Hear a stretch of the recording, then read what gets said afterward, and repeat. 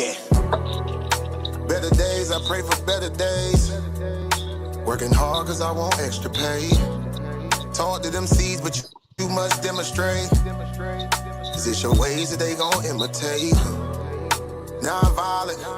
Sometimes I wish I would've went to college.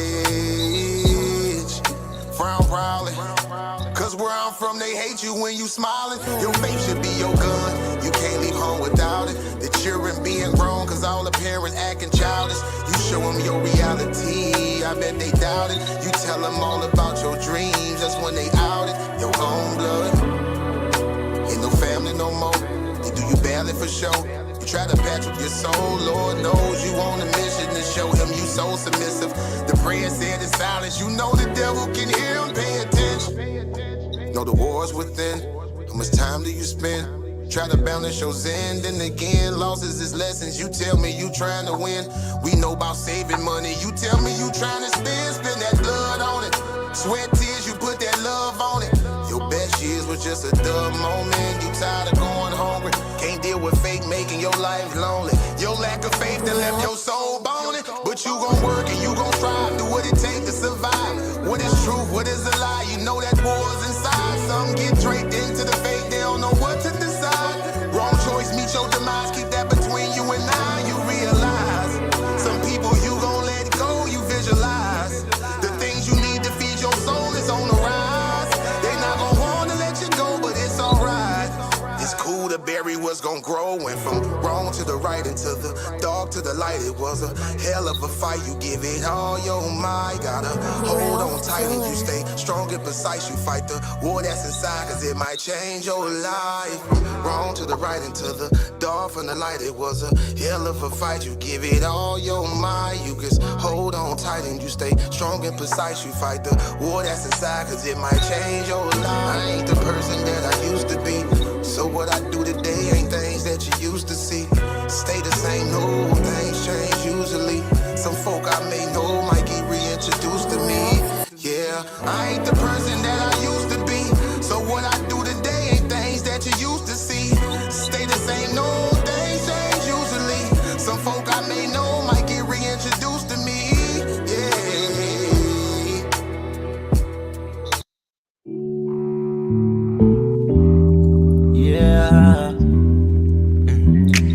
Don't be stressing on the dumb shit, cause God is gonna make a way.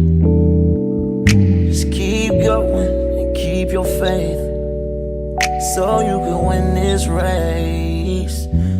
This race called life, yeah, yeah. This race called life.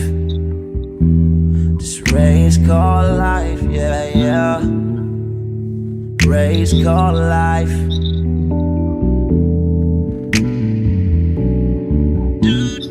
Yeah, yeah, yeah, yeah, yeah, yeah. I'm grinding 'cause I know that I'm gon' get it. I just gotta have vision, keep faith and be humble.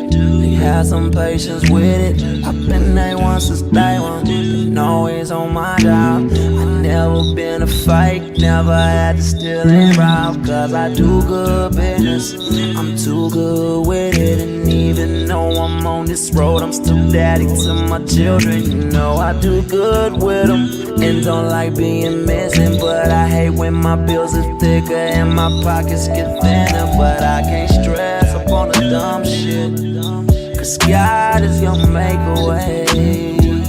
I keep going and keep my faith in my pace, so I can win this race. Win this race called life. Yes, yes, y'all. This race called life. We are in here. I'm just trying to win this race called life. This race called life.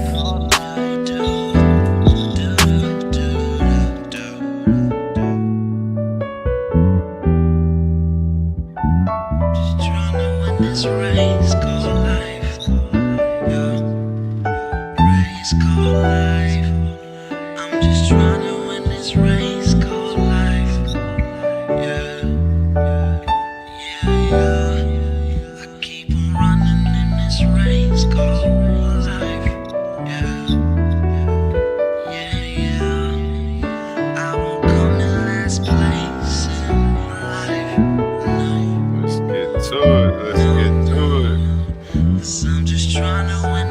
to the chat. This race called life. Girl, I just got it when this race goes. Peace to the chat. What's up with you today? How you feeling today? I'm feeling good, man. I'm feeling good. Hold up. I was ready just for this occasion, right? I put my earbud on the charger. See if niggas can be heard. For real, for real. All right. Well, today we've got a powerhouse of a guest in the building. He wears more hats than most could ever dream of. YouTuber, rapper, music producer, songwriter, boxing coach, and yes, even a sex and BDSM coach, you guys. Brodie Dharma is on a mission to help people unlock their confidence, understand sexual polarity, and break free from the social struggles that hold them back. He's neurodivergent, unapologetically authentic, and here to show men how to step into their power, not just in relationships, but in life. Whether he's dropping bars in the studio, training fighters in the ring, or teaching the art of connection and intimacy, Brodie brings raw honesty and passion to everything he does. So buckle up, because today we're diving deep into confidence, polarity, and maybe even a little chaos with this guy, none other than the one, the only Brodie Dharma. What is good, y'all? What's good? Hey, listen. That introduction was fire. That's fire. I'll fuck Appreciate with it you, real man. heavy. So much appreciation. Man, listen, it is a sassy nigga apocalypse. We got to put man up here, for the ad and stuff like that. But I say nigga, but you could also say ninja, right? A sassy ninja apocalypse. That's also another way of putting it, or just a sassy apocalypse. You just don't want to get too close to it. But if you like to be on the edge, the way I like to be on the edge, right? You say it's a sassy negus apocalypse, right? Yeah, it's a young negus Yes. around here. So what y'all up to, man? Uh, We chilling today, man. Anybody in here? Yeah, it might probably take a little A lot of people was asking me, man, like, what's this topic about, man? They were interested in hearing about the sassy nigga apocalypse. A few jokes going around, like, is he the sassy man that he's speaking of? Like, so I figure while. I'll It's let real you sassy on explain. this motherfucker. I figure I'll let No, you explain. what the go? All right, bet. So let me explain what I mean by it. It's like people want to have their cake and eat it too when it comes to conversations surrounding relationships.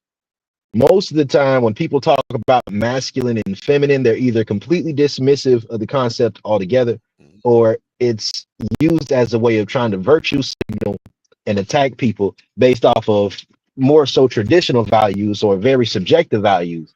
And the subjectivity of those values typically just means it's a personal attack on somebody's character, right, or a personal attack on how valid the individual is. I disagree with that. So I created something called the sexual polarity quadrant, right? I created that maybe 5 years ago, maybe a little bit more. And it's a whole system. I have clients for my dating and sex coaching. If you want to book with me, just book with me. It's real easy, right? But what I like to talk about is the whole concept of sassy is basically this. You have to display your masculinity in different ways, right? Like one of the masculinity is by not really being moved or, being pushed off of your square by things women may say to you when they're attempting to virtue signal or to use shaming tactics on you, right? Sometimes you can just lean into it and take the perks of it. Like I'm gonna be honest with you, like it's really not that big of a deal. I posted something in the group not too long ago, and I said something about how what's the name? Dochi was right that heterosexual men, straight men are the biggest red flag. And I'm like, you know what? I agree. I agree. As a straight man, and guess what? I've never seen a red flag stop a woman from fucking anybody she wanted to fuck. So you think I care about being a red flag, my nigga? If anything, it gets better. So I'm not even really worried about all that stuff. I've been trying to find a way to you. I think I'm good at picking women who like to mind their business and shit. Cause like, shit, I might get like little songs about it from time how I lays it down. right? Or different collaborations, different things I have. Not everybody. I definitely work with women just to work with women, so don't ever think that's what it is. But yeah, man, it's just like that's just how it goes. But yeah, man, I guess I move a little bit too solid, a little bit too thorough. But I hear that, Brody. yeah, I with the hear that. sassy apocalypse, that sassy apocalypse shit is this right here. Like for a long time, women complained and said that men need to go to therapy, they need to go to church, they need to be concerned with health, to go to therapy and stuff. But sometimes you can go to therapy and realize, hold up, the deeper you get in studying modern clinical psychology, you start recognizing that a lot of those principles don't just that the surface level things that are done actively in a toxic manner are typically going to be much more associate masculinity rather than toxic femininity. So it's like there's been this whole wave of widening the spectrum of the box of what it means to be consensual, right? As far as consent culture, then there's also narrative in regards to what's considered abuse, what's considered abusive. What this does is allow more and more people to congregate, to feel like they're victims, and then to be able to identify with that. And that creates a very strong point of bringing people together, right? Like, that's probably one reason why I'm still a Hebrew Israelite, right? I mean, I believe in Jesus for sure, for sure. I believe in Jesus, but I ain't never denounced being no Hebrew Israelite, man. I ain't never denounced it because whether it's true or not, I can't really think of nothing that could align black people together on a unified level while still maintaining some of the Christian Judeo-Christian faith infrastructure that allows us to take part of different things that we have access to. Because you got to think, how many ways do people actually get out of the hood? Like, how many ways do people actually get out of environment, these inner places? If we're gonna be honest, as much as we might want to be very pro-black and knowledgeable about things, so many people get out through the military, so many people get out through going through church, so many people get out through going through school.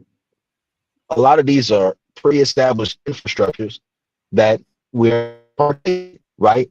If you're going to separate somebody's psychology from the infrastructure that they were raised up in, you need to provide a new infrastructure. If you want to provide a new infrastructure, then understand the human brain works like a game of Jenga, right? Okay, he was chopping up at the end. It was hard to hear what he was saying. He was saying it lines up like a thing of Jenga, and if they're going to take away the infrastructure, they need to provide a new one. But I think he needs to pull a little closer to his house. I'm not sure if his connection is messing up with him right now, or what's actually going on with Brody. I'm sure he'll tap back in here in a second. But while we wait on him, let's go to a word from our In a sponsor. world where ideas collide and voices rise like giants, a new arena has opened. Welcome to Titans Debate League, where articulate warriors step forward, not with fists, but with words, not with weapons, but with truth. Here, the community becomes the battleground. Open panels, real voices, the questions that keep you awake at night, the issues that shape our world. Everyone has a chance to rise, to be heard, to see if their information will reign supreme.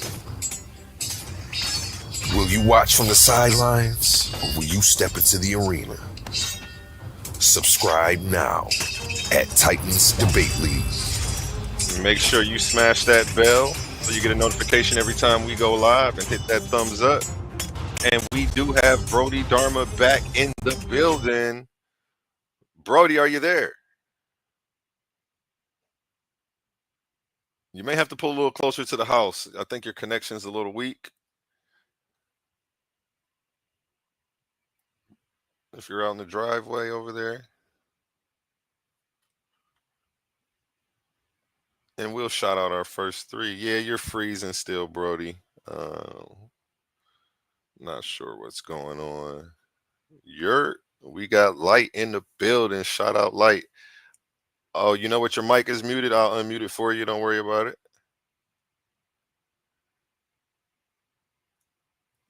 Yeah, you're just froze, bro.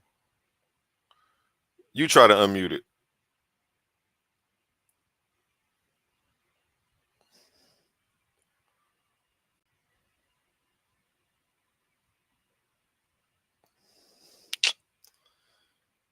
Yeah, that's how it goes sometimes. Yeah, he's gonna pop back in, and while we do that, we'll go over some stuff we have coming up. We have an interview this Friday with our number 1 seed in the Clash of the Titans tournament, 12-0 from the true church of the firstborn. Excuse me. We have Hi, am I on? Am I on? Hi, am I on? Yeah. Be ready because he's coming and he's bringing the truth. 12-0. You know, we had to make him number 1. His name ring bells from debate league to debate league. I saw a few debates from this guy, and he was just mopping the floor with these people, running circles around him. This Friday, 8 p.m. Make sure you're there for that. And this Thursday, 6 p.m. You'll never guess who I got. We got Zion Warchild with the diabolical denial of Eidos. Thursday, 6 p.m. He is also in the Clash of the Titans tournament, so you will be seeing some action from him. It's going down, man. It's going down. We're still waiting on Brodie to hop back in here. Mr. Brodie Dharma brought some information on the Sassy Man apocalypse, you know.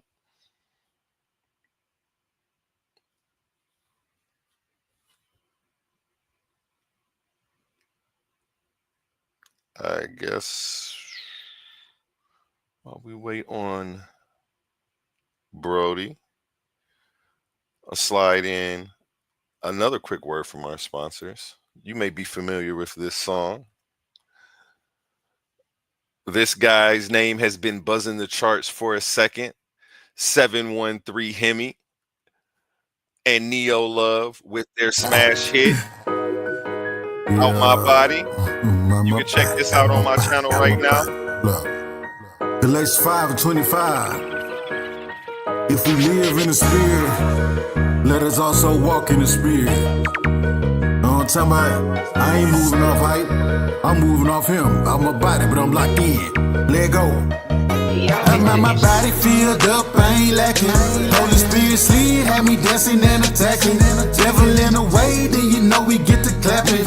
Ephesians 6, so the whole squad packing. I'm on my body, I be walking in the flames. Isaiah 54, ain't no weapon got a name. Moving in the spirit, I ain't worried about the shame. Covered in the blood, I be stepping unashamed. I be stepping like David, got the praise in my feet.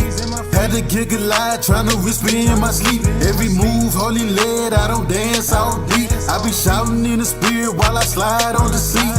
On like Paul, when I pop out, I'm protected. Tried to flex and flesh, had to learn I was rejected. Now I'm spirit checked, I ain't moved by affection. Lieutenant 19, not your surface with no question. I was down bad, now I'm up in my zone. Took the devil's lies, turned them all into poems. I'm out in my body, but I'm right where I belong. Shouting hallelujah with the scar to the throne. I find my body filled up, I ain't lacking. Holy Spirit slid, had me dancing and attacking. Devil in the way, then you know we get to clapping. Ephesians 6, so the whole squad packing. I'm on my body, I be walking in the flames. Isaiah 54, ain't no weapon got a name. Moving in the spirit, I ain't worried about the shame. Covered in the blood, I be stepping unashamed. Pressure cut the diamonds on my wrist. Pressure cut the diamonds on my gift. Yeah, pressure turn me up into a pit. Pressure turn me down so you can turn up. And when you turn up, they all gon' burn up. Lord, you said that my parents was gon' be here. Lord, you said what I proclaimed and it's gon' be clear. I don't know what they mean when they try to team. We get to dumping like some fiends. Will you move a spleen? Bible told her, big body floater. Let your light shine everywhere I go to. Let your light blind everyone who go to dark places. Let them see their own faces in them crawl spaces. I keep it way too much OG, my nigga. Tell me, how do you consider it's gon' be, my nigga? Ain't gon' go down that way. Yahweh or no way, Yahweh or no way, no way. My body filled up, I ain't lacking. Holy Spirit slid, had me dancing and attacking. Devil in the way, then you know we get to clapping. Ephesians 6, so the whole squad packing. I'm on my body, I be walking in the flames. Isaiah 54, ain't no weapon got a name. Moving in the spirit, I ain't worried about the shame. Covered in the blood, I be stepping on the shame. Right on time. Hey, bow, bow. Okay, 713 strong. Oh, Hey, go ahead. listen. Hmm. Hey, listen. Now I'm mad, right? I'm mad in this motherfucker. You loud and clear now. That's what we talking. That's what I was Yeah, talking. you clear, Brody. Yeah, these bitches got me fucked up. By these bitches, I mean the internet. I'm not good with this technology shit. Now, when you left off, you were talking about them removing infrastructure and not replacing it, and how it's being built like a Jenga tower. Correct? Yeah. The brain, it works like a game of Jenga, right? Psychological framework. So a lot of what my content is about, it has to do with the anima, right? And we're talking about Jungian psychology perspectives. So your anima represents the way that you view women in general, the way you view and relate to your own emotions, as well as the way that you relate to sexuality. So that is what your anima it represents, right?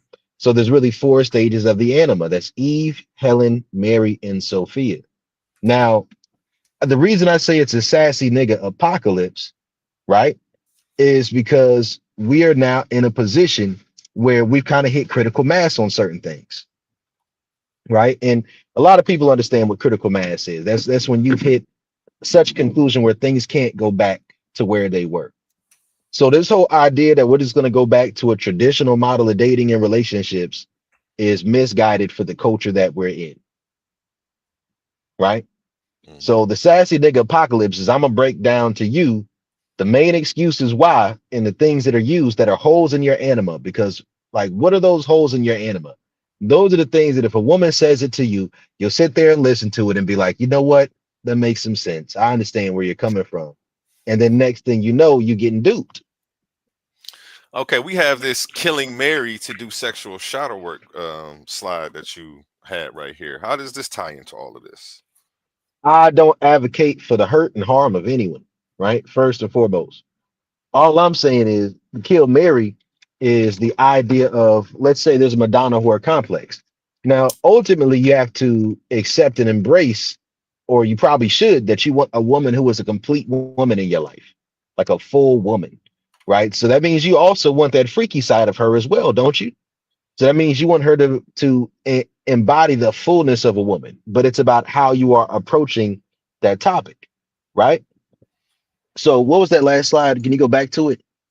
Mm-hmm. My Killing this is my Mary. theory. This is my theory about the Madonna whore complex, right? That every level of investment that you make towards having access to a woman sexually, right?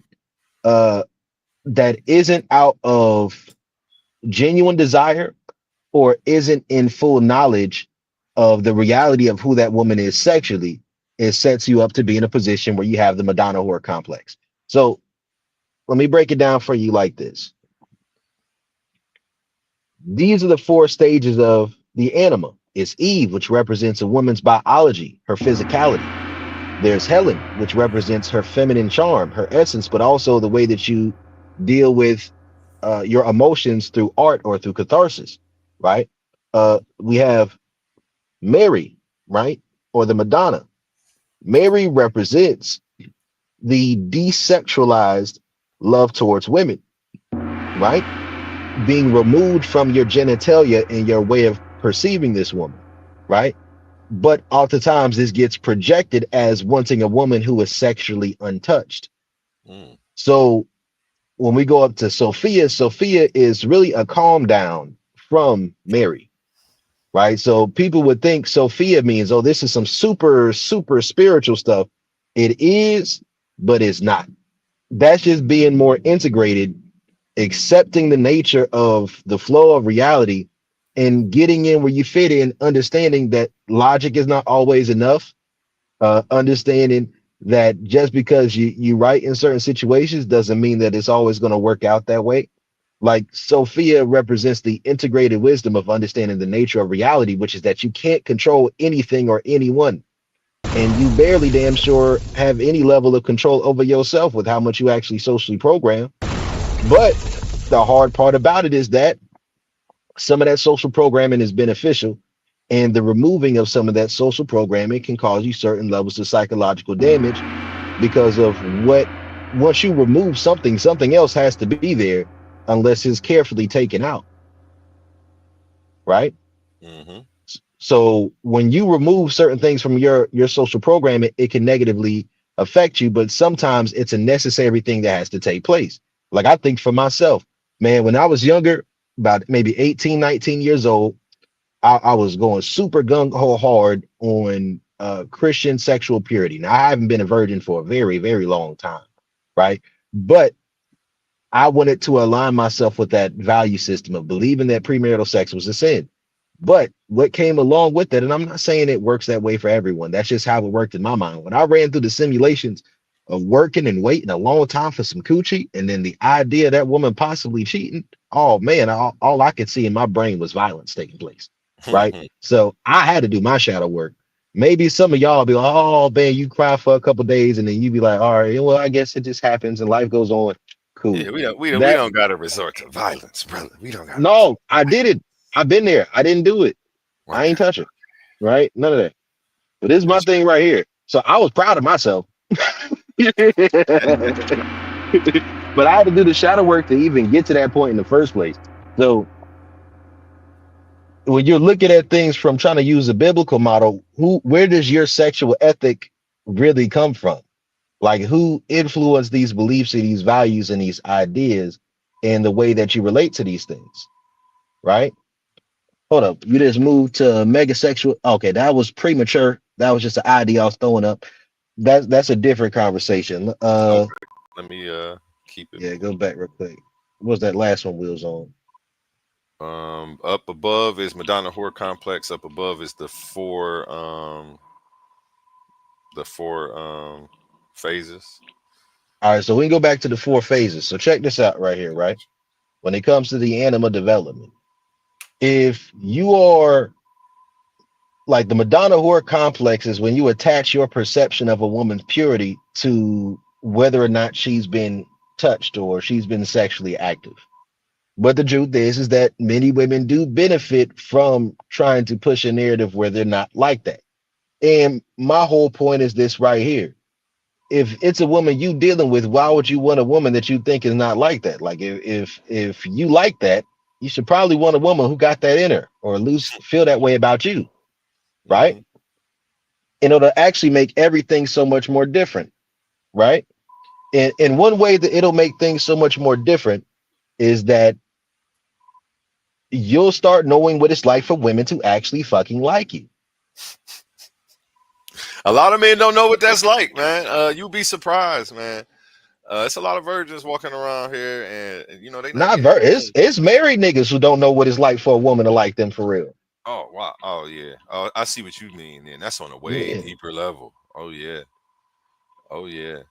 Unless you know what it's like for a woman to really like you, then I don't know what to tell you. I believe in that you say. I'm gonna be honest with you. Because I know what it's like and how a man who doesn't know what it means when a woman really likes him, the way you put value in those type of relationships is dangerous. The value y'all niggas put on pussy is dangerous. I talk about pussy because I like talking about sex, right? That's what I like to do. I turn down pussy all the time, right?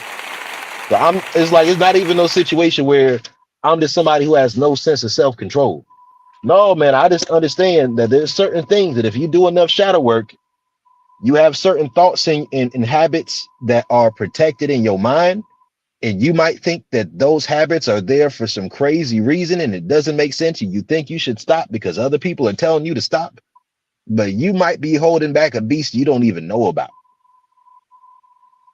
Y'all niggas need to stop trying to heal and go get you some money and some bitches. What Right? should they be doing? What should they be doing, Brody?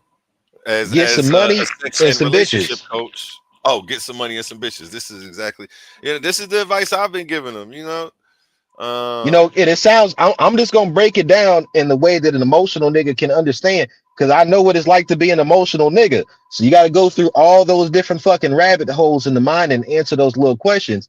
Because when you're emotional, you like to, carry on a narrative and give it a lot more value than it needs to have. And that is some of the spice of life. It is, it really is. But I'm gonna walk you there. But at the end of the day, I'm gonna tell you, hey, listen, there is no substitute for good dick and guidance. If that woman don't respect you and want your dick in her body on a ferocious level, especially when she ovulating, that bitch don't like you. And then you could just look at that real quick, and then look at everything else in that relationship. And if you don't like what's going on, guess what? She don't like you. And if you do like what's going on, she's the one who's running that relationship. So stay in your place. It's getting wild out here, 2025. It's It's getting a wild sassy out nigga here. apocalypse. It's a sassy Uh, nigga apocalypse. I'm gonna repeat it to you. Once you learn what it means for a woman to really like you, and what that means for her body, and how that's going to cause her to want to treat you, if those things are not showing up, look at everything else in that relationship. If you don't like it, she don't like you. Get up out of there. And if you do like it, she's the one running that relationship. Right? Facts. Let's go. Let's go. There's only one rule in this game. You got to either be that nigga or let her fuck that nigga in peace. Church. Let's go. Talk that I shit. like that, Brody. That's right. That's right. We got Sister Ivory in the building. Sister Ivory in the building. Yeah, we preaching to these niggas. You either got to be that nigga or let her fuck that nigga in peace. Want to give a It big is shout out to 2025. Sister. You want to give a shout out to Sister Ivory. A lot of what you see going on today is thanks to her. So we want to go ahead and give her a big round of applause. Hey, shout out. Appreciate you, Sister Ivory. Shout out, Shout out, Sister Sister Ivory, Ivory. for setting this up today and bringing you Appreciate here. you, brother. Yeah, I Appreciate appreciate you. Yeah, that's Yes, some real thank you. shit. Thank you You for got the here. introduction. And I also like Yeah, to add very quick, Brody is my debater. So if anybody wants smoke, it's up. But go ahead. Continue, guys. I love conflict. So I don't know. People got different ways that they came up and stuff. So some people they don't like certain things, and some people they like smoke. I'm about to smoke right now. But how y'all niggas is doing tonight, for real, for real? And we I feel like doing I'm amazing. jumping all over the place with these topics because I just wanted to bring some chaos here. I just want to make some moments. I don't know. We're gonna see how far we're gonna take it. But No, I'm here to keep you focused, brother. I'm here to keep you focused. you to keep What me did focused. what did you have me grab this tree of life for? I love this picture right here. Oh, that tree represents as above, so below. So let's talk about the as above, so below principle, right? For me personally, listen, as a man, you got to understand that whatever is the most your woman has ever given herself to a man sexually, and with how far outside of the realm of her own social programming that she came up with, that's the peak of who she was with, right? Not who was with her, who she was with, right? So if the peak of what you've ever given a woman is your heart or being in love, and a woman ain't in that position with you, at least enough to pretend it for an extended period of time, you're in a submissive position in that relationship. Any woman I deal with, she got to come in the door as an eater. That's how you doing it? Yeah, if you ain't my bitch, you can't be my woman. And listen, there's a cost. There's gonna be some women who can't get with that. Guess what? They can kick rocks with open-toed shoes. Let me take a brief second to introduce our guest. We have somebody on the panel. We've got LB here. How you doing today, LB? It's me. It's Light. I'm here. Oh, how's it going? Light? How you doing, Light? How you I'm feeling? fine. I'm fine. Glad to have you on. Big shout How's out it going? to Light. Hey, Sister Light. Hi, Sister Ivory. Thanks for stepping up here to chime in. I'm gonna let him go ahead and continue. And you were saying, brother? Oh, is there any questions, anything in the chat or nothing? No questions in the chat as of yet. If you guys have any questions in the audience, feel free to go ahead and drop them in. We have our sex coach, BDSM coach, Brodie Dharma here, answering all questions. And we're going to get more into your line of work. You know how long you've been doing this. I see you even got some client referrals. Is that what you sent me? Well, check this out. Mm-hmm. Now that was more for content. That was a joke, but it was real. So let me scroll to that real quick. I didn't get a chance to read it. Hold on, but you have real clients. You have I real do have real clients clients. because Lil Craig one his paid client. Oh, how much do you charge, Brodie? I charge $40 to go and rate the pussy. Buy some Okay. coaching from me, and you can spend $40 of that pussy one time, or you can come to me for that $40 and I'm gonna help you get some pussy you was less likely to get. Oh wow. And this reads Or at least warning. get it on a greater level. At least on a greater level. Okay, and you say brothers from the community are, they've been reaching out to get in touch with you. I have a Yeah, question. go ahead. So, is it your premise that wait, what caliber of woman are you talking about that costs $40? I don't actually pay for pussy. These are just it's a colloquial. It's just like people talking about the zeitgeist and never heard of Carl Jung. So let me ask you a question. You don't pay for dates? I don't do no first dates. Any I didn't first ask you date I about a go on with a first woman date. is like a I didn't woman. ask you about a first date. I said, do you pay for dates? We both be paying at different times. It don't really matter too much to me. Like sometimes I do, sometimes I don't. Most of the time, I'm more introverted than the women I deal with. So typically, when I'm going out, a good bit of the time is women asking me out. So I don't really go purposefully seek to go out the house. I don't like people like that. But I'll go Yeah, and if Brody something take I'm them thrift interested in. shopping. You That's said how Yeah, you that's those be Yeah, women getting I them. allow do. him I to do take them shit like thrift that. shopping. That's how you be getting them, Brody. Okay. All I do it. All I be doing is inviting women into my life, right, and make it interesting. So it's just like I just do the regular shit that I'm already gonna do. Like I might feel like going to the gun range, right? I might feel like going to an open mic night and performing and doing some poetry. I might feel like fading some random niggas in the park.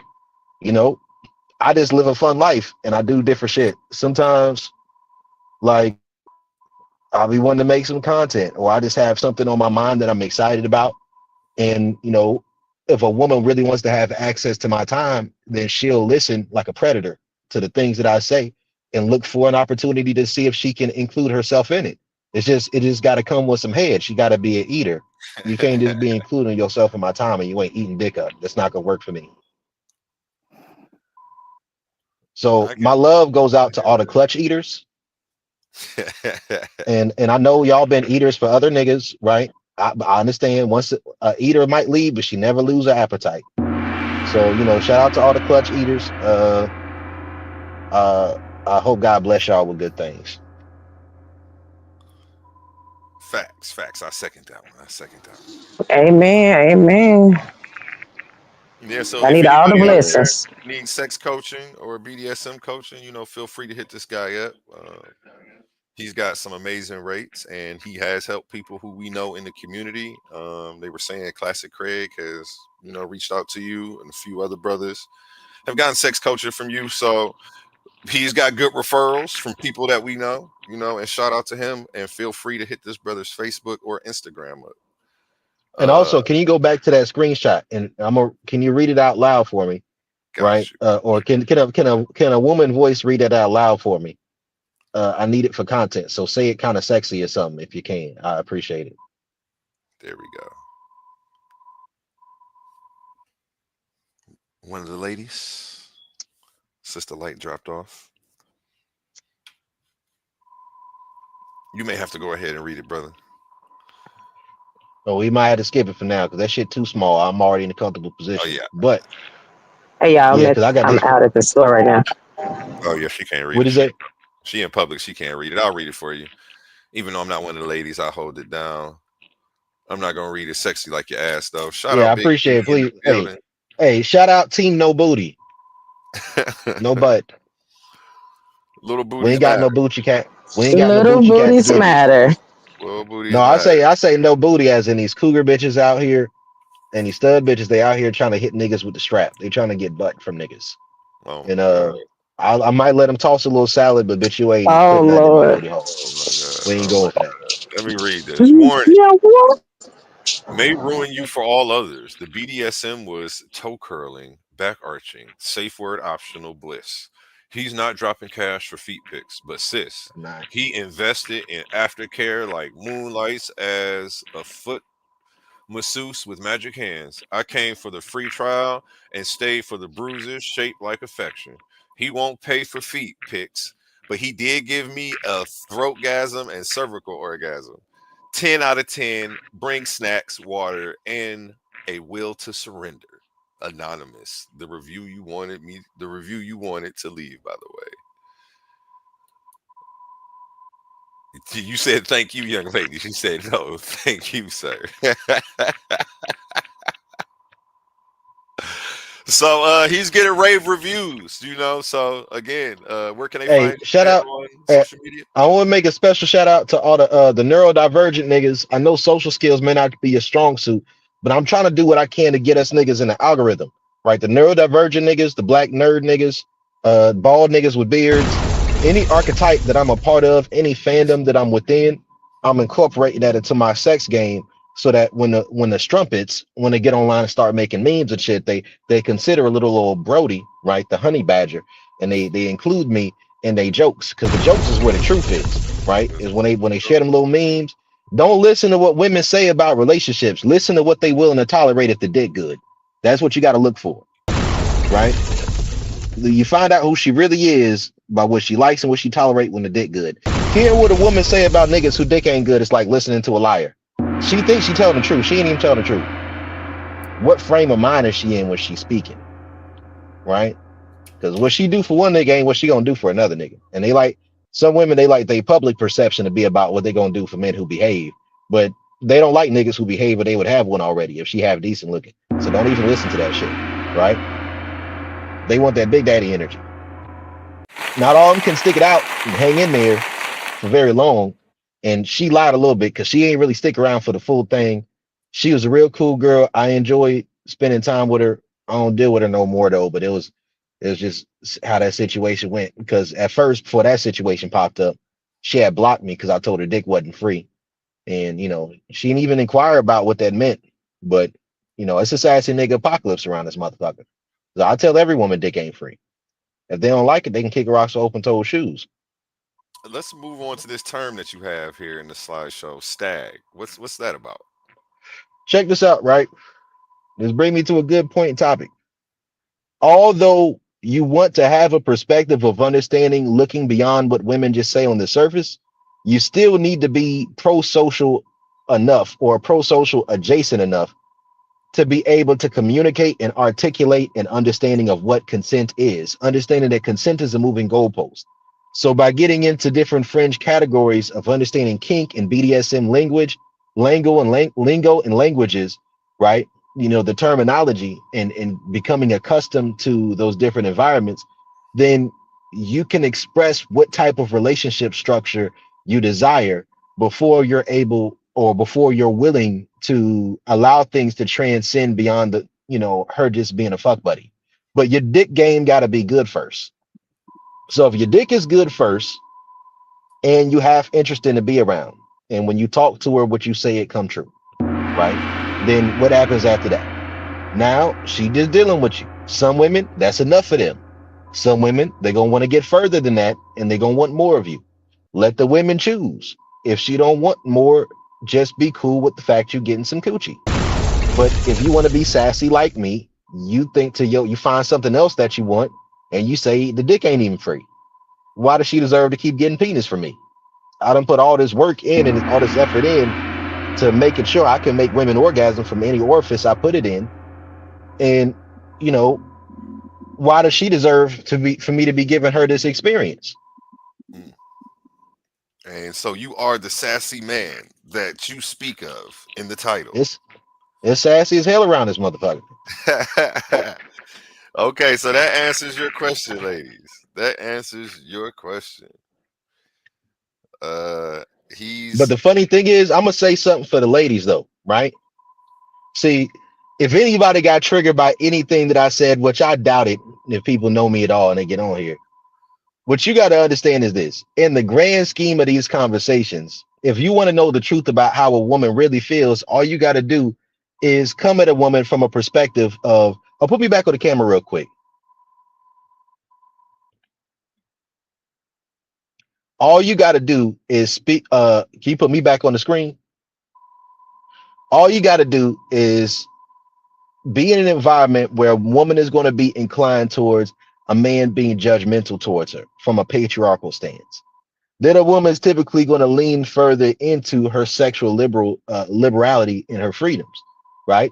It's like daddy versus father. So if a man is trying to play into using the father complex from a perspective of judging and shaming her sexuality in order to manipulate her behavior, her psychological reactance and or oppositional defiance is going to cause her to go in the opposite direction and then seek freedom, the way of least resistance. So from that point of view, once you're around environments where that type of thing is likely, right? And sometimes all it takes is for a woman to have a nigga who actually care about her. I'm not advocating for cheating and stuff though. Don't y'all get killed behind me talking. But you know, once that occurs, then whoever she's sexually attracted to enough that's in her vicinity that doesn't make her feel judged is going to be who she wants to open up that box to, especially if you plant a little seed in there about anything that could be adjacent to something sexual, like innuendo, like talking about glizzies and hot dogs or popsicles or oysters, or it could be anything if you understand the art of suggestion and innuendo, right? You could even say a Slurpee. Like it could be anything, right? But it's an action that's attached to a feeling, and you're basically just using interoception and classical conditioning. Maybe that's too high a level of game, but I ain't got to get too deep into that. I'm only saying to use this shit in defense, right? Because I advocate for being direct with women about your intentions. But if I'm direct with a woman and she decides she wants to stay in my space, stay in my energy field, then the second my nervous system, my intuition picks up on her attempting to be manipulative, then probably a trap is probably going to be laid in place where she's going to catch her own hand in the cookie jar just for trying to play with me. Mm. I like that Right? one. I like So that one. That's I what got electric they fence around trying my to boundaries. overstep. Yeah, I was about to say they're trying to overstep their boundaries after you've been completely honest with them and set them. And listen, I'm gonna be honest with you. Basically, It's probably sometimes that might be most of the women you get, depending on how yeah. attractive you are or how patient you are off rip. Especially like if you're very direct, a lot of the women that you deal with are gonna be women who wanted to lightweight reject it, and then when you didn't give them a response that showed that you were butthurt, that's when they got curious and came back around. It's not always the women you approach off top who are down. Sometimes the women you approach off top, it's like the parable that Jesus told, like the two sons that were asked to go out in the vineyard, right? Who was the one who was right? The one who said no and then came, or the one who said yes and didn't come? Mm. Let's go. Let's go. Talk that shit, Brody. Talk that shit. It's a Here we sassy have nigga the. apocalypse. Let's go. Here we had the slide: open relationships versus polyamory versus swinging. Now Sister. I wasn't sure if this was the best picture to use, but I wanted to just keep that thought process in mind for this topic. But you need to understand different things, right? How to pick which style of relationship you have and the way that you articulate it socially, right? Because if you don't know how to articulate this particular topic on a social level, then you can encounter issues. Androcentric psychology is different from gynocentric psychology. And modern clinical psychology is founded on gynocentric values. In most of the, not most, but a lot of the former androcentric values are boxed in with the overall overarching structure of patriarchy, right? And because of that, it's shat upon, right? It's like the idea of the invisible or the disposable man. Oftentimes, what people will consider a narcissist now would oftentimes be those who were the disposable ones, who were reckless enough and risk taking enough to go out into the front lines of whatever needed to be handled, and risk the possibility of losing their lives in the process rather than valuing their own safety, right? So that's kind of just how things work sometimes. So, but you still need to know that just because you may have whatever perspective you have doesn't mean that society shapes and forms itself to you, right? That's where we're getting too delusional, right? So you take a step back and you say, okay, what's the acceptable Overton window of styles of dating and relationships? What's going to be typical for the woman that I'm going to come across in real life, that I'm going to meet, of what she's exposed to, right? And then you have to understand that once you find your limit, oftentimes you're going to attract women who like you the most near that uncanny valley, right? When you reach the peak of a certain energy within yourself, then it's going to scare some women away. And that's kind of a good thing. You want certain women who aren't going to be on the level of dick that you got to be like, I don't want to mess with him, right? You want them to be that way because you don't want the bad karma off of that shit. You funny, man. Leave these innocent bitches alone. Go get you some strumpets. Go get you some money and some bitches. Man. You knew she couldn't handle all that. You knew it, bro. It in her anyway. You feel me? You a dirty nigga. Y'all niggas is out here, man. Listen, like I used to always say, Brodie, you know, wait, how does it go? I used to always say it like this, like, you know, I don't abuse my powers anymore. You know, now that I realize how strong I am and what's really going on and have knowledge of self, I don't abuse my powers no more. I think that's what comes with maturity and growing. So, you know, these young brothers out here ruining lives right now, and you know they don't care, as they shouldn't, man. They young and they living, man. Yeah, but it's like I think you got a little window of grace before you got to change the title of your relationship structure for the karmic agreement to be but y'all may not understand or agree with what I'm saying. Some people won't, but for that karmic contract to be on point and for your ass not to deal with some severe repercussions, you're gonna have to change the title of the relationship dynamic that you're seeking once you come to a certain understanding of what's realistic for you to really come across and for what you to really do, right? Like you gotta switch it up. You can't be on some fuckboy time and keep letting all these good girls think that you're gonna fall in love with them, or even leading them on with the vibe that you will. Unless you're gonna take that shit serious, I think you're gonna get some bad karma for that. I'm gonna be honest with you. You need to challenge yourself. Hit different archetypes. Don't go too far out in your wheelhouse because you will end up gay like that. I'm just being honest with you, right? What? Yeah. How does that happen? Explain that. Explain that. Those who know. That's what I say. You can't. I say this: as long as you stick to, like, let's say the first time you fall in love, or your first long-term girlfriend, or the first few girls you come across, or maybe a older woman figure sometime you met in life, you got a few archetypes. As long as you stick pretty close to that, and it's like a natural type of body of woman, then you'll be all right, right? Like a realistic woman. But once you start hitting two different uncanny valleys, which is peak beauty, like of everything, and this level of attraction is getting scarily close to this bitch is kind of like me. Once you hit either one of those uncanny valleys, you just a hop, a skip, a molly, a heartbreak, a jail skit from letting your booty get fucked with, or touch somebody else booty cat. Jesus, white Jesus, white Jesus, white Jesus. I never understood the mind frame of how that shit happens to those people, but that's why it's good for niggas to have a type. Listen, sexuality is a social construct. That's part of the reason why it's a sassy nigga apocalypse. Because once you understand, hold up. So what if a man just have a preference, but you know, they'll take what they get. Like, okay, he got this preference, but hey, he gotta have this set type, and that's what he have to go after. If he doesn't, like, he's at risk of being gay. No, it's not that quick of a hop in a skip. What I'm hopping a skip. What I'm saying is this right here. Okay. There are certain things within your family and your bloodline. Like there's certain things within your own mind frame of types of women that you grew up around that you kind of understand the pattern of this woman's archetype, right? And there might be little things that throw you off here and there within the pattern of her archetype, but that's still something that you kind of got grace for. You staying in your lane, right? When you start getting too much outside of your lane, then you gonna be accountable for shit you don't even know about. And I ain't even talking about no supernatural, mystical, spiritual shit.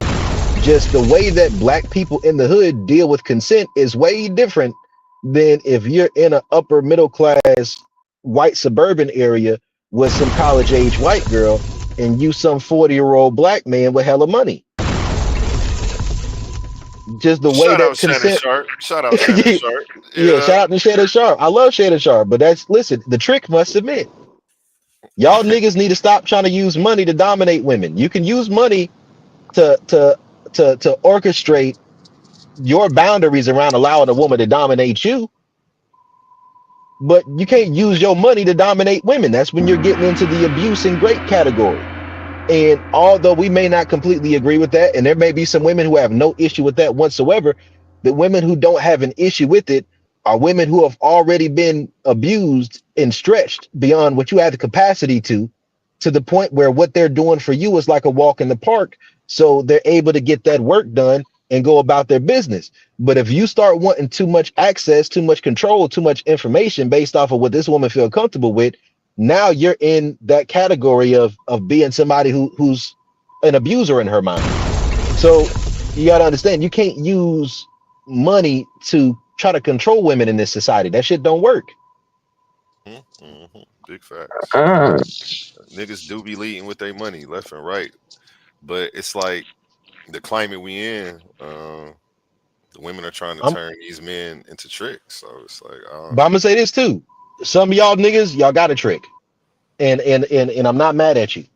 And I'm not, and it's not even men who have to trick. There's men who trick right now who could fuck any bitch I ever had. Right? There's men out here tricking who got all the game in the world. Man, they can get some girls. It's just it's about the anima projection. Like what happens, like most men, they grow up with the perspective of they want to get a certain level of success, a certain level of money to take care of their family, to take care of their woman, to attract a quality woman, right? And because that's a lot of a man's motivation, once you lose that faith in the quality of women around you, and you lose that faith in the idea that you're going to come across a woman who you can trust to not give up that pussy while you working for it. If you don't feel like that's possible, then a lot of your motivation when it comes to why you do what you do, once it gets challenged, you're not the same person, right? It's not the same. So some men, they got a trick. They got to at least play the game to try to keep that the game going, right? They got to have some type of reward for themselves after a hard week of working, and all they got was, you know, some kids that maybe don't appreciate them, and an ex-wife that's mad, a baby mama, some bullshit, some taxes, some bills, and more bills on top of bills on top of bills, and nobody give a fuck about you. If you got to pay for somebody to give you the type of attention you need so you don't blow out your brains and nobody else's, man, go right along and trick, bro. I ain't man, find somebody who can give you some game so that your ass ain't gonna end up in some freako situation. But I'm gonna just be honest with you. If that shit gonna keep you from taking a life or taking your own life, and it's gonna help you get through or pick up some momentum, do what you got to do. not a freako situation. Yeah, But but I don't yeah. I don't play with that shit though. I don't play with it though because I shit I'm scary. So Hey, I've knowledge never is even been to a strip self-esteem. club. Knowledge I is ain't never self. even been to a strip club before, man. Why not? Some about the some about the idea of paying women to get me horny and not suck my dick. It turned me off. You know what's funny? I agree with you because I really don't do the strip club thing like that. I was in Miami for a minute, so I actually went every fucking day to the strip club. That shit got played out. Um, and yeah, I wasn't like I got $1,000 jeans on, baby. I don't want you rubbing up on me. You've been rubbing up on everybody else. Like I don't even like people touching me because I don't know where what your energy like. So I end up. That's how I used to end up pulling a lot of strippers. They ask me if I want to You know dance. I'm what? like, oh, I'm good. Like, man, you look tired. Like, sit down, get a drink, take a break. Here, I'll pay you to take a break. How about that? It's a Sit down, hey. chocolate. I'm gonna say this. And Hey, I get it's a dances for sassy all the nigga homies. apocalypse. Sassy nigga apocalypse. I get dances for all the homies. Like, here, get my man a dance. And then Yeah, one. that's boss shit to them. They be like, oh, he not no trick. Like, oh, I'm fucking with him. I'm trying to go home with him. Like, I got some money for you, baby. Uh, just to keep you Yeah, around. once you attract enough women to start acting a little picky and finicky and fickle, the way they be acting, then you see something that this is part of how it happens too, because most men's minds are adjusted to the idea that it's natural for a man to pursue a woman for sex, and it's natural for a woman to be resistant to the idea of that happening, and that his job is to try to overcome that resistance through something that he's doing for her or some way that he's expressing himself, right? So once your dick get to a certain level and you radiate in big dick energy, and women sense that big daddy energy on you, they sense that daddy energy. You got a feral, magnetic, animalistic vibe that this comes off of you, or just this extremely calm, killer type of vibe that come off of you. Women see it in your eyes, they feel it in your essence, they want you inside of them, right? And once you understand what that energy exchange is like as what I call a dark masculine sexual healer, right? Especially when you leave outside of the realm of the context of the beliefs and the values that you came up with, especially if you grew up believing monogamy was the right way. Once you step outside of certain lines, you got different types of ways you got to deal with the idea of love, different ways you have to deal with jealousy, different ways that you have to deal with how you attach to in the idea of possession and ownership, right? You got to deal with that shit. Facts, But facts. you also understand that, man, there's a certain way that you pour energy into a woman, and that women who are extremely submissive, they get predatory towards wanting to see more of your predatory side, right? Like they'll find a way to try to get you to dominate them on an even greater level. Mm-hmm, mm-hmm. You got to be careful. Keep your guard up, man. Keep this a dirty game out here. Like Tupac said, It keep your is. So it's friends like close, keep your enemies closer. You know. it almost feel like she you feel somebody touching on the hem of your garment and they pulling on it. It's like you go out and about sometimes, and then you can kind of sense it's like a predator instinct. I call it dominant empathy, right? But it's like an instinct is active in you where you go around women and then you start being able to feel like she need something done to her, right? And Like what? then What you mean? Expound on that one, brother. Expound on like, that. man, sometimes she need a nigga to make her cry on that dick. That's what she need. Oh, okay. You talking about like the Dr. Umar when he was like, she needs her cookies crushed. Yeah, I didn't hear that, but Them I'm type on the of same vibe. page with it. We're on the Them same type of page. We're on the, vibe. Okay. that's it. And listen, but what I'm learning to accept as a man is that I gotta let that energy be out a little bit sometimes, because that's to me, I always felt like it was disingenuous or kind of like snake oil salesman type of shit. But I'm like, man, what niggas is actually getting supported in the black community unless the women want to fuck you? Facts. Period. Point blank. Like You could be a pastor. they're drop a bomb on that one. There is no support for a brother unless you got your ish together, you know.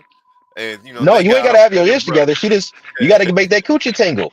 If she look at you and that thing thump a little bit, or you talking to her, or when you speak, it's like an image being shot into her mind of something sexual taking place between the two of you, and she doesn't immediately get ready to hurl at the idea of it, right? Then there's some level of influence there, right? So you can't really, this is the hard part about it, and this is where it can have its negative effects, right? The sassy nigga apocalypse. It can have its negative effects because I'm gonna say something real quick for the women, right? Y'all are not crazy. Hold on. Women Before are you say not this, crazy. let me drop this link in case any women feel so inclined to come up and speak their mind. Um, or you may agree, you may have some pushback on some of his points. I'm dropping the link right now. If anybody wants to come up, feel free. Go ahead, Brodie. Women are not crazy, right? It's not about them being crazy. It's the fact that women being the gatekeepers of sexuality and playing that role of being the buffer for male sexuality within relationships, while simultaneously having to hide and shield themselves from their own nature,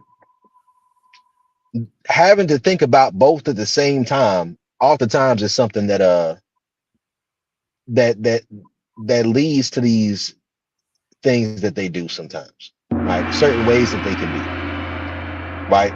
It's Let's like talk about it.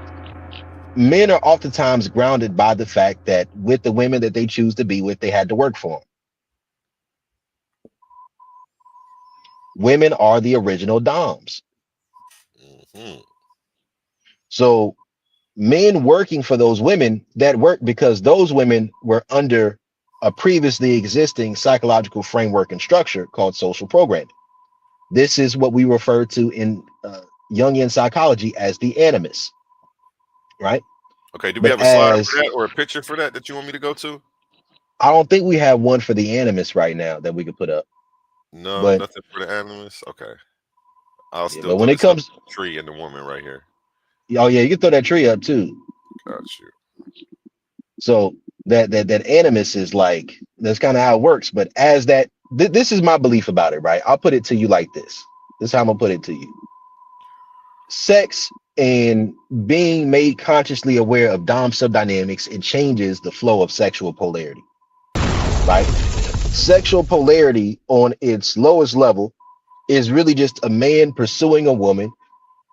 I mean, on like a near innocence level, it's the boy pursuing the girl, right?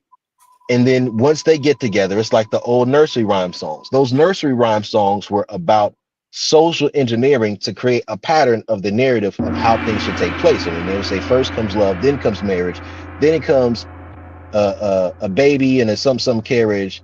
That's not all. That's not all. Here comes a baby playing basketball. These things were about social engineering of creating a pattern of the way that relationships should work. But once things hit critical mass, the average woman who's living these things, who's living a reality, and she sees how it's different, whether that was from trauma or not, it becomes a scenario in which she's aware that that's not what it is, but she's stuck.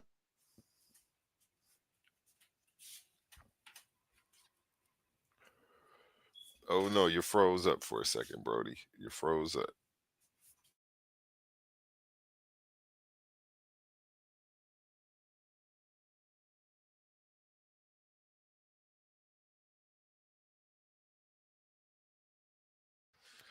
Brodie, are you there?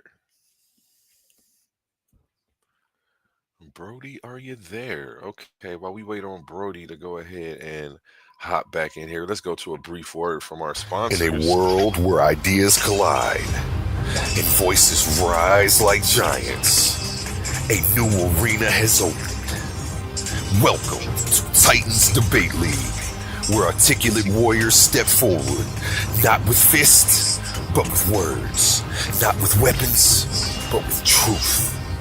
Here, the community becomes the battleground. Open panels, real voices, the questions that keep you awake at night, the issues that shape our world. Everyone has a chance to rise, to be heard, to see if their information will reign supreme. Will you watch from the sidelines, or will you step into the arena? Subscribe now Yes, at yes, Titans Debate League. 16-man tournament. We only had a few names on that simulation bracket, but the tournament is full. We do have all 16 members, and we have a few backups in case something happens to somebody. You never know what's going to happen. So appreciate you, Brodie. You're still there? Are you still there, Brodie? Okay, and this Thursday we have Titan interviews. We're going to start interviewing all the debaters in the league so that way you can get familiar with them, their information, where they're from, and what they're going to be bringing. We got our number one seed here with his record 12-0, Hebrew Israelite from the True Church of the Firstborn. This Friday at 8 o'clock, we will be interviewing Ha Amayan. Make sure you're there. This one is one you're not going to want to miss. All the debaters should be there. This is our number one seed. Shout out to him holding it down, blessing our stage. Appreciate you, brother. Appreciate you. Okay, and back to Coach Brodie.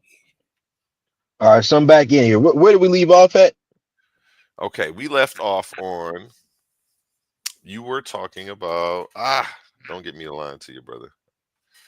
I was distracted when you fell off, so I forgot that quick. Okay, I remember where I was at. So it's like once that sexual threshold has been crossed on a certain level, if you are unable to take a woman further than where she's been before you met her, like for you to take her to a new place of influencing that aspect of her animus, then your relationship is subject to the influence of who has or the influence that came before you, which would be either a father complex of whatever shaped her animus. So that means that, a woman is oftentimes in an internal battle between her internal desire to be feminine, right, or to be more submissive towards a man, but then also the animus saying, okay, this is the social programming of the way things are supposed to be.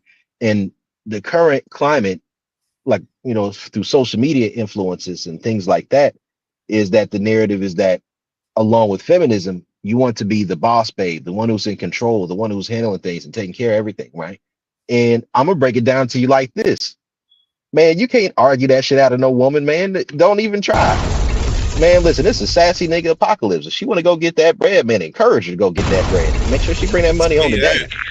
Yeah, you heard? Listen, I tell my girl real quick. I'm like, you a good girl. You really out here handling your damn business. Boss lady, you got it. Shit. You better. You heard? No, y'all niggas thought I was about to be on some traditional shit. Nigga, I ain't traditional. No, I ain't traditional, man. Like most women I dealt with seriously were women who made more money than me at some point in time, right? It's like I don't care about that at all, because at the end of the day, I'm the one with the dick, and that sounds very reductionist, right? Like it sounds very like male chauvinistic. Hey, when I But grew once up, what I heard was dick make the rules. You mean? that's what you heard growing up. That's what I heard growing up, and that's what I grew up believing. That's just what it is. I heard And listen, so I never heard it that way before, but the truth is, it's like this: dick make the rules, penis don't make the rules. Let's go. Okay, why did you have this tree, the mother tree, the feminine tree? Yeah, this tree is from my first project called Young Niggas: A Tale of Sexual Shadow Work, and the peach in the right hand represents the right hand path, and the mango represents the left hand path. But this tree symbolizes my anima, but just a collective level of the anima that really represents the way that you view moving forward towards integration with women, right? So the peach path would be like, imagine you are a young Christian man and you're exposed to a certain level of deconstruction of your values, where you're not completely removed from your beliefs, but there are certain things about it that just don't make sense to you anymore, or you research behind it. And it's like, you know what, that's not even real. How do you move forward as a Christian man or as a believing man after you no longer believe that sex before marriage is actually a sin in the Bible? That's deep. That's deep. When you built your life around that.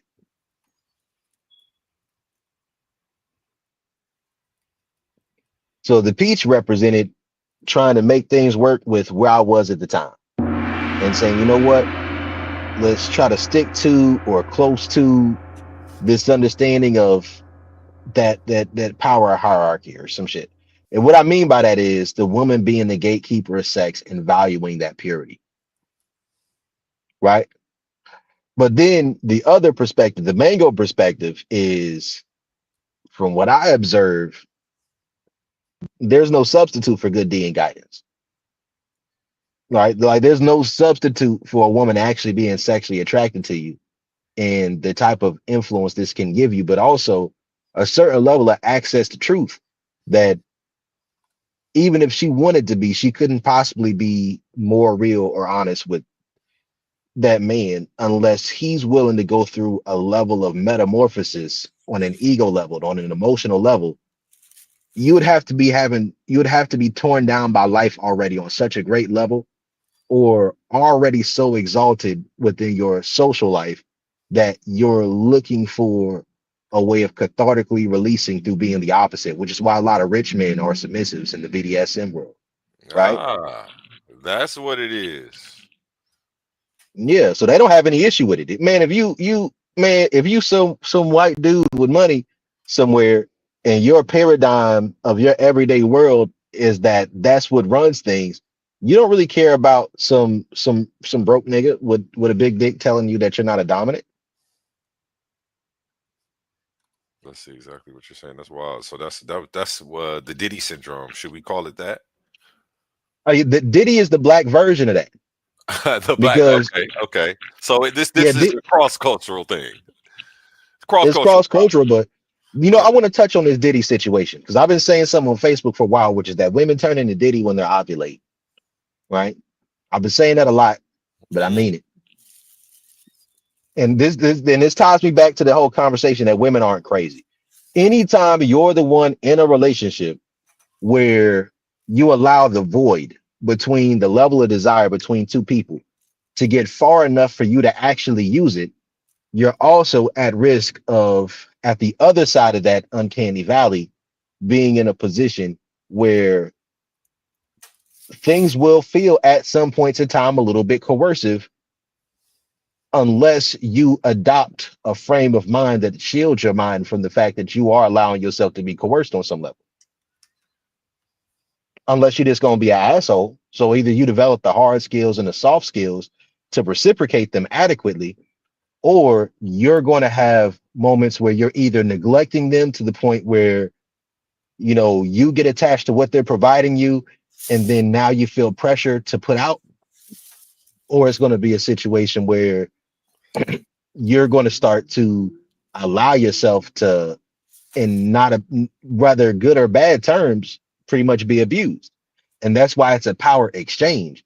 When you're a dominant man, you start to understand women so much better because you know what it's like for a woman to want you enough to want to drug you, to have sex with you, right? Or to want to try to get you to do something that you weren't anticipating do, from women to try to get you drunk, or women to try to get you high, or for women to be willing to take it there, to take it from you and to not be joking, for women to be willing to pay for it. See, what people don't understand right now is that sex work, in the grand scheme of what's considered consent, sex work is now like it's teetering on the line between the different social groups. But although there's a lot of pro-ho people who are on Twitter, that's not necessarily always representative of what legislation says if you're in any scenario in which it becomes a problem, right? So that's why we got to understand consent. Like, if you were to take this quick little moment right here and learn what the most modern idea of consent is, this will change a lot of things for you. It may or may not. But for it to be considered consent now, and understand it's a moving goalpost, for it to be considered now, it needs to be freely given, which means that if there's a direct quid pro quo type of scenario of you exchanging something, financial in order for exchange to sex, then that woman can say that you're coercing her, right? Depending on where you are, that may be a situation where they throw it out if that woman has a history already. Now, But does this even have quid anything to do with the term fries that you had me put down? so is yes. Okay. So fries is the 5-word, it's the acronym that creates the modern explanation of what consent is. Okay. So Can there's you explain freely that given. for the people? So F is freely given. R is revocable, right? I is informed. E is enthusiastic, and S is specific. Teach, brother, teach. Right? I think that's part of why Kanye started crashing out. I think he saw or got whiff of that video from Eve Lupine, who is like one of the bigger people talking about BDSM that I've seen on YouTube. I've been following her for some years. I'm not always fully in agreement with her, but I also understand that she has to represent that whole field of understanding how relationships works from a leftist perspective in order to be in alignment with, hey, I'm talking about something that could potentially be dangerous, but I'm gonna prove it's not by showing how liberal I am. Right. So, you know, when that's how it works, you see a lot of that online, right? So when she was talking about Kanye's marriage with Bianca, I think that's her name, she was breaking down, no, this is still abuse, even though they say it's BDSM, and that kind of, I think that sent him for a spiral or something.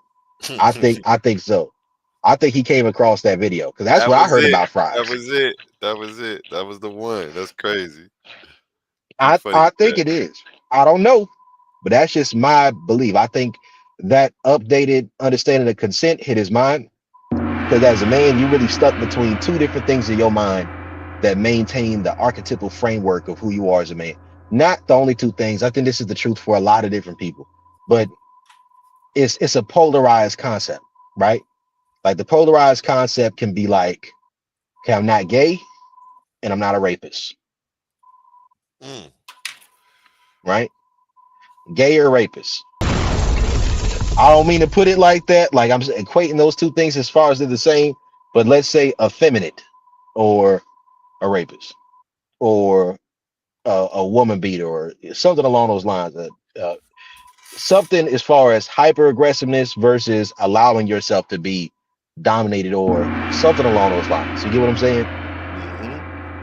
So And this is where Kanye found himself. You know, I think that's that's where Kanye found himself.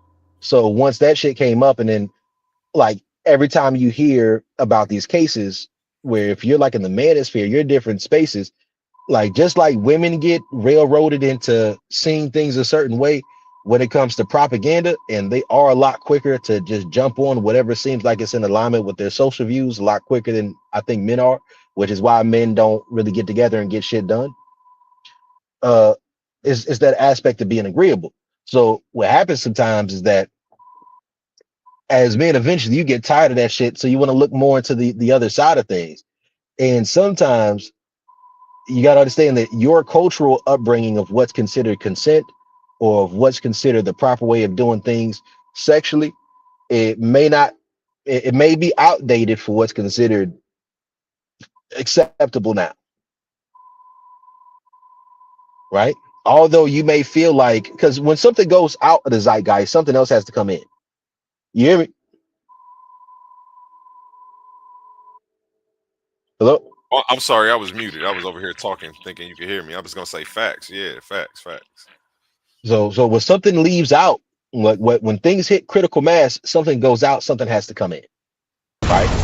So new things are being accepted in, but that means old stuff has to be pushed out because it's all about the Overton window of what's acceptable in society as far as what's going to pop up in your algorithm on social media or what you're going to see talked about on the news, or it's a certain window, right? So as something gets accepted in, something gets pushed out. And that's what you were saying when you said they're taking the old. What was the specific word you used? They're taking the old infrastructure and not replacing it, right? They are replacing it. It's just that a lot of men don't like with what they're replacing it with. Okay, facts, facts. Now let's keep it moving on this slideshow. I'm gonna get through a couple more of these pictures you had before we get up out of here. My screen isn't showing. Hold on one second. Bam. Okay, there we go. All right, cool. So I think one of the main things that is used to manipulate men, because it's all about having holes in the anima, right? Holes in the anima are what allow you to fall in love. Not all manipulation is bad manipulation, but oftentimes your conscious awareness that something is manipulation, it takes the power out of the placebo effect, right? Just like, yes, there is subjectively, objectively good dick, pussy, whatever it is out there. A lot of what that experience is what you're willing to invest in, what you're willing to do for it, and how much you're willing to tolerate, with that being the reward that comes out of it. That's really what makes something so powerful. It's the weight you put on it with your own merit. And I drive a hard bargain with how I play this game, because I under promise, over deliver like a motherfucker. You Like, the way said, I hey, do it is, under promise, what is over it? deliver. It's a Yeah, I sassy under man promise.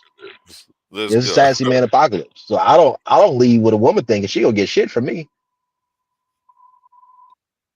I just don't do that. But it's to keep certain women out, right? More than it is me trying to get more women in. Do I want to get more women in? Yeah, I'd probably like to get more women. I'm out here looking for the husband to find shits, right? I am. But at the same time, I look at it like, I've looked back. I had a Kundalini experience like maybe 5 months ago now, maybe 6 months ago.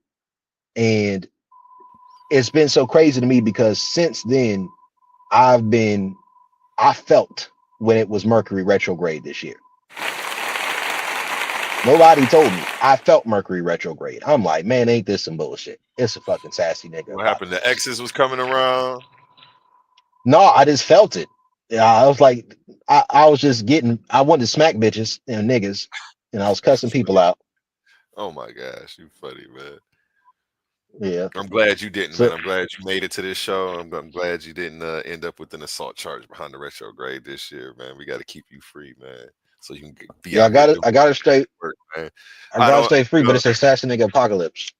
I don't care what Man, they say about you, Brody. You out here doing the Lord's work, brother. And oh I man, I just be want to sending tell these bitches back to church. you. And I I just believe want in to. Jesus. I believe in Jesus. And I try to use the power. All I got is this dick and audacity, right? That's what I say. All I got is dick and audacity. So I Let's just shit. go. Man, I hit the bottom of that pussy. I try to send her ass back to Jesus. I've done it multiple times, so I hope ain't nobody come on my shit think I'm talking about them specifically. Out here No, doing the Lord's but work. yeah, I'm doing the Lord's work, because this is why y'all niggas can't save these hoes, because y'all can't out-hoe these hoes. It's a sassy nigga apocalypse, right? See, what you got to understand is that once these women get inundated into certain levels of invocation, right? These women like understand that both the men and the women, if they look deeper into the things that they've been absorbing their entire life, you pretty much picked up certain levels of what people could consider esotericism or witchcraft by osmosis. Mm. If you dig deep into the things that have influenced you and you look behind the veil of the Wizard of Oz, you look behind the mask, and then you see what's going on in society, you recognize social engineering, the awareness of it itself will either create Machiavellianism within you or create a constant fight and battle against it, where you're double-minded and it's hard for you to go anywhere. Let's go. Teach, brother. Teach. So what really goes on sometimes is that I lost some of my train of thought. But Hey, hey, it's all but right, man. You've been I'm at it. trying to cook for niggas. You've been at it for about an hour and a half, brother, and these people, like you say, you do this for hire. So, if you guys want to bless that cash app, we gonna make sure brother Brody gets all of that today. The cash app, let me throw that banner down here at the bottom. You can go ahead and hit that cash app up, $ Titans Debate League on Cash App, and subscribe to the TikTok and YouTube at Titans Debate League. Help us run those numbers up. Appreciate you guys. Can you explain this, Coach Brody's partnered tic-tac-toe? Oh yeah. This body count shit is over with, right? That body count shit dead. That shit is done with. It's over with. You can't trust they gonna tell the truth, and the truth may not even be the truth, right? What do you Women mean? block out sexual memories due to trauma. Listen, a woman is not gonna show you her sexual shadow and who she really is sexually unless she already sees you as a man pre-qualified for that, who can handle and understand it, or unless she wants to try to shoo you away from her, Mm. right? That's Those deep. are the only times a woman's going to express the truth about who she really is sexually. And sometimes certain memories aren't even going to pop up for her. Sometimes It's a woman has boundaries about certain ways she don't want you to touch her, or certain music that she don't like, certain cologne she don't like, because it triggers past memories because you can't make her feel what that last nigga made her feel. wow. That's deep, but it's so simple at the same time. So simple. Right? But that's why I say I'm a dark masculine sexual healer, because I'm gonna take her there consensually, of course, and then I'm gonna push it past that to where I start shifting up in her imprint. I done reached the point in my life and in my game where I've had to accept that doing what I do and being honest about how I move means that I'm probably going to and have encountered witches before, right? And that is kind of like, I call them sage burners, the sage burning hoes, right? And Who you talking I've about? You got said to whose name? Whose name did you say? the sage burning bitches. Sage burning bitches. Okay. I thought you was talking about. I thought you said sage burning bitches. I was gonna say what? Huh? What? Okay. Continue. Continue. So, but what I also had to accept is that those things weren't completely outside of my wheelhouse of what I grew up in, observing my mother. I mean, my mother was a sex worker who became a madam, and my mother accomplished a lot of things in life, and now she's a minister. But she went through and did a lot of things as a young mother, and I benefited from it. You know what I mean? And there's also been times where, you know, I know what it's like to grow up in the massage parlors and the salons where you're hearing all this Hindu music and all this background vibration music, and a lot of these things were embedded in me. Like watching anime, growing up, uh, uh, dealing with my trauma by digging deeper and deeper and isolating myself, watching anime for hours and days and months on end. From different things that I encountered and went through that traumatized me. It was like I started picking up on the narratives, a lot of the stuff going on in anime, and then as I expanded my worldview with Christianity, as I shifted my focus to being more into my religious studies with my Bible and whatnot, I got deep into like the Book of Enoch, and you get into the Book of Jasher, and then you start divvying out. But I always wanted to stay kind of close to home, so it always be biblical adjacent. So I say I'm an Enochian mythologist, right? Now, there's certain things that I just use it as a framework from like a Jungian perspective. I believe in Jesus though. But when I say Enochian mythology, I'm talking about understanding that, there is the watchers, right? Or the 200 angels that fell down, or that they came down, right? Who started sleeping with the women, right? And as Mhm. they slept with the women, they created the Nephilim, right? The giants. And then you look at the overlap between all of these different were inhabited, how all of them had giant stories or talked about the star people coming down, like Dogon would talk about, or the Anunnaki. And we look at all these different stories and tales, and it just aligns itself where I can just more easily manage these different thought processes and narratives by putting it into the framework that I'm comfortable with, which is my Bible, right? So for me, using the Judeo-Christian adjacent, because let's say obviously I wouldn't talk about the things I talk about it if I went a little bit further than that. But at the same time, when we're talking about archetype and daimons, not demons, but daimons, Daemon, psychological constructs, if you divvy out as far as Kabbalah, and we're talking about these different mental frameworks, like you see the symbolism everywhere, right? Mhm. But this that really attracted me to certain pastors that I got really into, like Pastor Stephen Darby, right? I also remember like people exposing hip hop and stuff like that, like Pastor G. Craig Lewis, or listening to people like Trey Smith or Rob Skiba. And what you start recognizing as you get deeper into what a lot of people considered ancestor stuff, and what a lot of people consider a lot of these older religions that are like quote unquote before Christianity and stuff, is that a lot of them fit perfectly into the narrative of aligning themselves with the Anunnaki and the Nephilim, but just on a different side of the board. So for me, I don't really fuck too much with it. Maybe, but from the daimonic perspective rather than the demonic perspective, you're just thinking of embodying a certain mindset to complete a particular task. So that's oftentimes how people heal with their shadow work.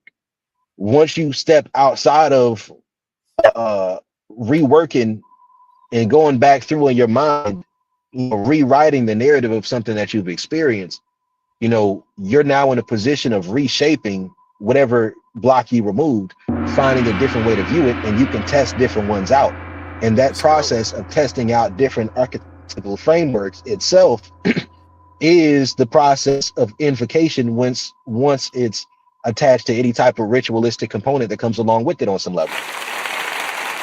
So I might talk shit, but I just try to be honest about anything that comes with what I do because I don't want to mislead anybody to think that I'm presenting something different than I am, right? I'm just living this life the same way everybody else living this life. I'm just a little bit more consciously aware of saying, damn, change is a little bit difficult for me, neurodivergency and shit. So once you've gone through enough times in your life of saying, damn, this ties back to demons and this ties back to the Illuminati and all this other shit, and you stop using shit, if there is no infrastructure to replace what it is that you're starting to undermine, then you're gonna put yourself in a fucked up spot unless you're willing to do some shit that's gonna have you doing the actions of what's considered being in the shadow world or the underworld. So like there are reasons why there's this orgasm conspiracy. There are reasons why they try to keep it simple where they don't want men to know that women like sex. But what happens is, and you see it with smaller content creators that blow up out of nowhere, it's not always some situation that they're signing some deal with the devil. Sometimes it's a matter of the person's done their research or they've been affected by some level where they're embodying an archetype of something that has to get integrated into society to better incorporate for the next group of people who are on the outside to be brought into the inside. Right now, if you things doshi, if you look at certain things like I appreciate it, man. If you're looking at certain things like Steve Lacy's last album, right? Steve Lacy, one of my favorite artists, right? If you look at certain things that are going on with these narratives, certain things get brought in, and it's not always a bad thing. It's just like when weed is in the process of getting legalized, it's still like an in-between thing where I'm at in South Carolina. So it's like you can go get somebody to get at the store, and it's like it's kind of just a transitional move lightly type of thing. It's a yellow light. That's how the Bible treats premarital sex, right? So if you're in an environment where it's not socially acceptable and that's not what's going on around you, and is going to be realistic for you to find a virgin or woman, there's no need of you really messing with that structural thought process, right? But if you're in a society where you recognize you're not going to come across a virgin or woman, and that you're at a place where your tolerance level for woman's bullshit is so low that even if a virgin disrespects you, that bitch getting left where she at, then that means that you need to take virgins out of your taste palette and look at this dating world for what it is realistically. So what a lot of these women are dealing with is that what they call the Jezebel spirit, right? A lot of them are getting to the invocation of embodying Jezebel, of embodying Delilah, of embodying what is it, Shiva or Kali? I forgot which one was the woman, which one was the girl. They're getting into embodying Lilith. A lot of them get into embodying Lilith, especially with this 4B movement. It's not always some straight up demonic entity, although if you look back far enough, it probably could be associated with certain key figures of the Watchers or something along those lines. And pretty much most of that shit can be displayed through like the Orishas and all that within, within that religion. So I ain't even going too deep into you on this. I don't even know. What I'm saying is that light sauced it today, but I appreciate you, man. You dropped it a can be lot of little info for people, man. If y'all just now tapping in, make sure you go back and rewind that and catch Brodie Dharma, sex coach, BDSM coach, worldwide pimping extraordinaire. You feel me? You heard me? I'm joking on that last one, but yeah, this guy, if you need coaching, he's available for hire. Hit him up on social media. This guy knows what he's talking about. Yeah, and he has, we've got references from people in the community. So shout out this guy for doing the Lord's work out here. You heard me? You heard me. I'm on my New Orleans stuff today. Oh yeah, I appreciate it. I appreciate it, man. You give me a platform, come and talk my job. I'm just like having a good time, man, and I wanted to drop some gems. There's a few topics and points I want to get to. We didn't even play it out too deep, too far as with the structure to it. But man, I just wanted to go over spare and leave you. I'm gonna just talk my talk, and hopefully next time we get up, there's gonna be some more people coming in for the conversation. They can ask some questions, and once the questions get asked, and I'll probably try to channel it more towards what the need is. But this is the thing about me, man. If there's no direct need that's in place, like sometimes I got my own objective that I do on my own time, but oftentimes that's where I'm gonna just get to some bullshit because man, I don't take most of this shit serious. I think all this shit is a game, right? Like all is like I ain't on a simulation theory level, but I understand that we have roles that we're playing.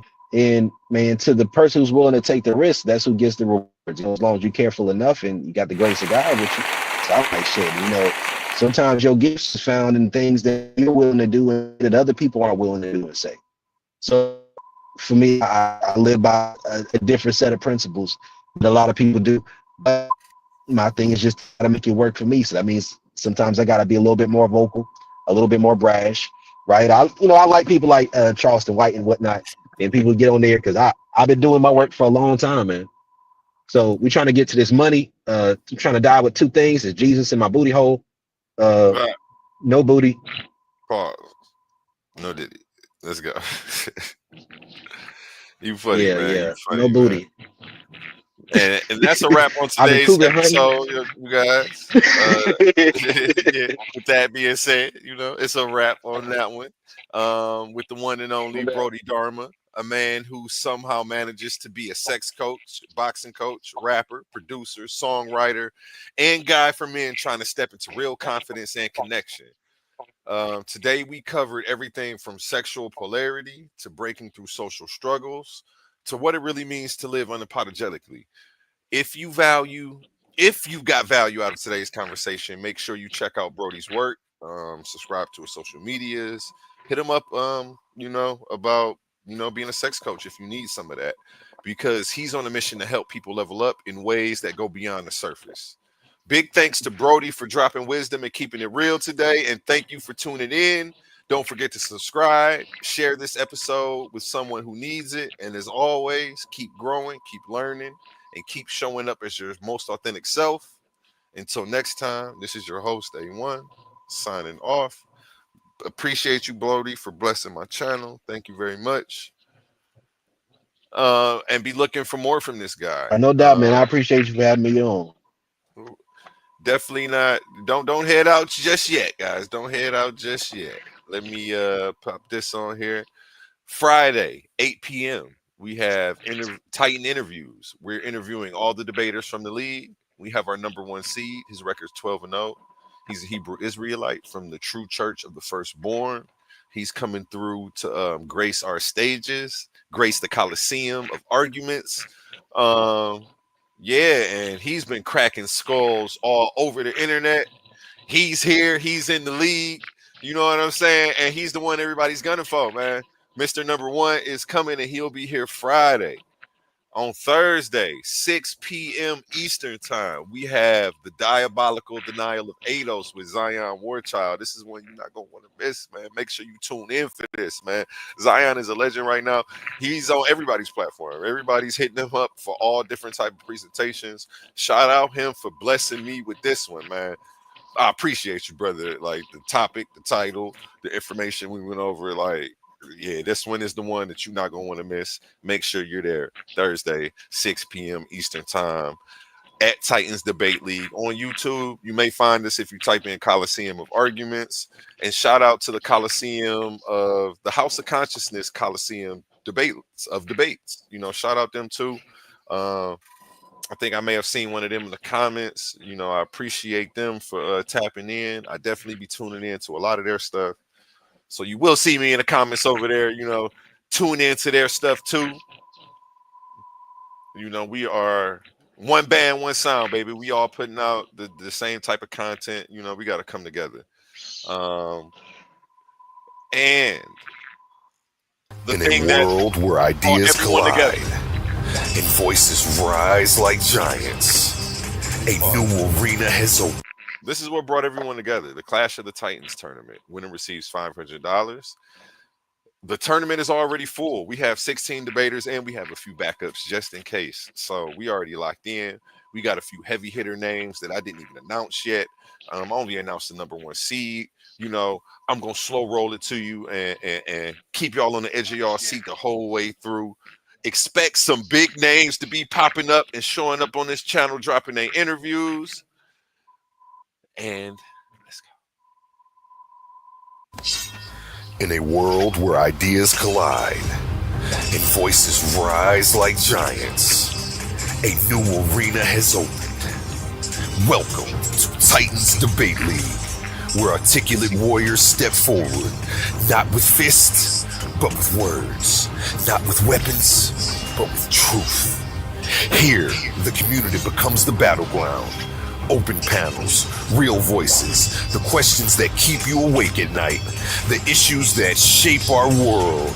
Everyone has a chance to rise, to be heard, to see if their information will reign supreme. Will you watch from the sidelines, or will you step into the arena? Subscribe now at Titans Debate League. And we are paying the debaters. Debaters will be paid, and you have a chance to win $500 if you are the champion. On top of all of that, like, you can't beat this, man. The number one league on the internet. Come rock with us, man. Titans Debate League. And shout out Brodie Dharma for blessing us tonight, man. Appreciate you, brother. Blessings to you, brother. It was dope having you on the channel tonight, getting you in here for this, and we will definitely have you back.